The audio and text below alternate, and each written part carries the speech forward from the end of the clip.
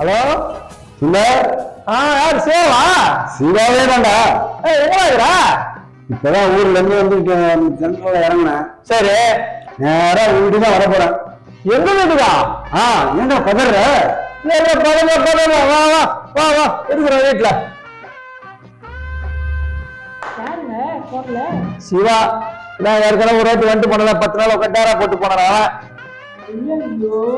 எங்க போனாலும் எப்ப பார்த்தாலும் ஒவ்வொரு வீட்டுல 10 நாள் 15 நாள் டேரா போட்டு போனோம். இதே தான் வேலையே.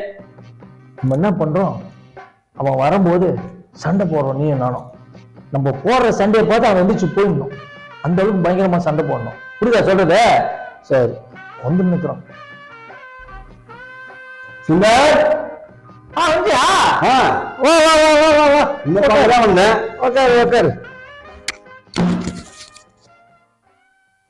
அப்புறம் எப்படிங்கிற?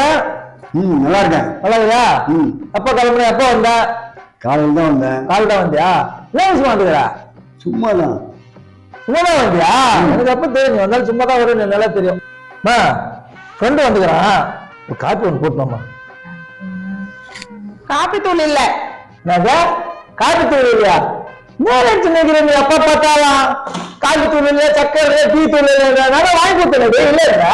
எப்ப அது இல்லன்னு சொல்றல? அதான் நேற்று சாயந்தரம் வாங்கினது சக்கரை காபி போடு, டீ போடுன்னு சொல்லிக்கிட்டு சும்மா வேற வாட்டி இல்லாம நினைச்சுக்கிற மனசுல யாருன்னா முன்னாடி வந்து அந்த நேரம் பார்த்தா ஆரம்பிச்சுக்கிறேன் உன் பிரச்சனைய. காப்பி தூள், டீ தூள் எதுவும் இல்லைன்னு.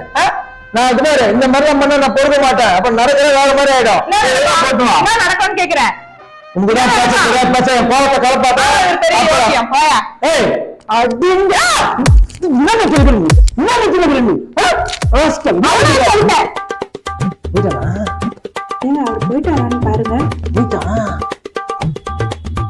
எப்படியா நடிப்பு? நடிப்பு எப்படி? எப்பவுமே இதே மாதிரி நடிக்கணும். அப்பதான் அந்த புக்கு மறுபடியும் மாட்டோம். புரியுதா? ஏன் நடிப்பு எப்படி போற மாதிரி போயிட்டு வந்துட்டேன்.